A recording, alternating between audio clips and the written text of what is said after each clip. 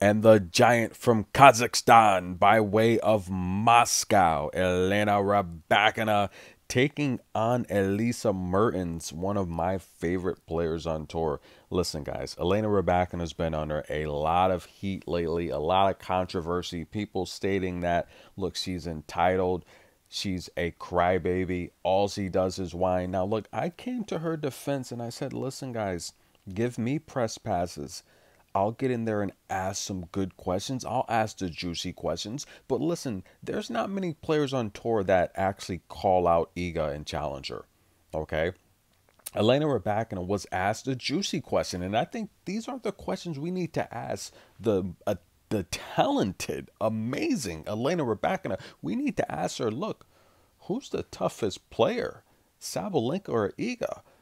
Elena Rybakina, in case you missed it, she said by far Sabalenka is because I dominate Iga. Whoa! She wants to smoke, ladies and gentlemen.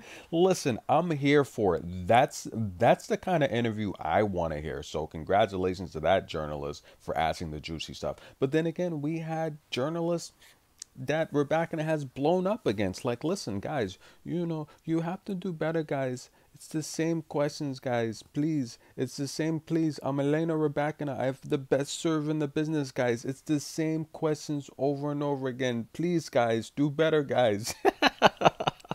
That's my Elena Rybakina voice. Listen, guys, she comes due. She gets the victory here.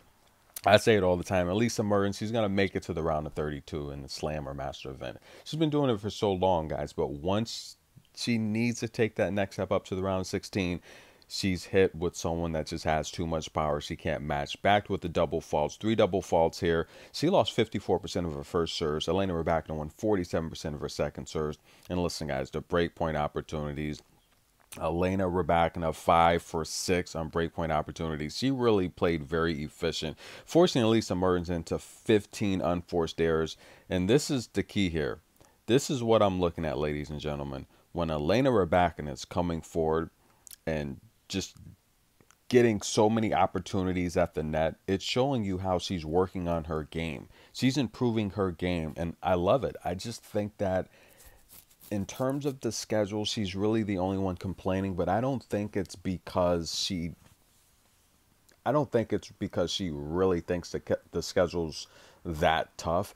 I think it's because she's injured and she's not as healthy, and that just makes it, it's that perception that the schedule's tough in contrast to her being injured. It's really, if she wasn't injured, she wouldn't have anything to complain about because Iga's winning all these championships and matches. Iga said she said the schedule's fine.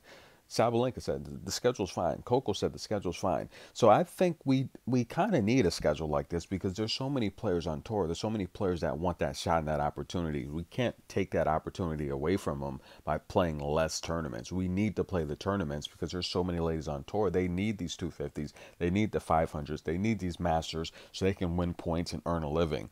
So I think the schedule's got to be, has to be extending the Masters and Slam events a couple days. I think that's the right thing to do. And then you got players like Caroline Garcia that say, look, I don't want a break. I want to keep playing.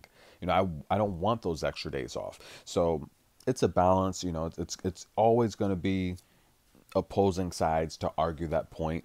But one thing we do know for sure is that Elena Rybakina is one of the best servers ever in the history of the sport. And she's on her way, well on her way to possibly becoming #1 in the world. But she's going to have to get healthy, string together some big runs back to back. I mean, bowing out of Rome, that really hurt her chance here this season. That's a lot of points that she forfeited. But nonetheless, Elise Mertens doesn't have the power to compete with Elena Rybakina. She gets a victory. What's next? Rybakina's going to take on either Svitolina or Bogdan. Me personally, I think this is where we're going to see Rybakina possibly eliminated. I don't think Rybakina is going to beat Svitolina. Svitolina is going to push the defensive pace. She's going to hit those angles, make her just move those long legs sliding around on clay. I think Svitolina defeats Elena Rybakina as she owns the head-to-head currently. Now, other matchups.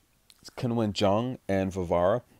The winner of that matchup will take on either Polini or Bibi And I do think that Polini will probably come through there victorious if she advances.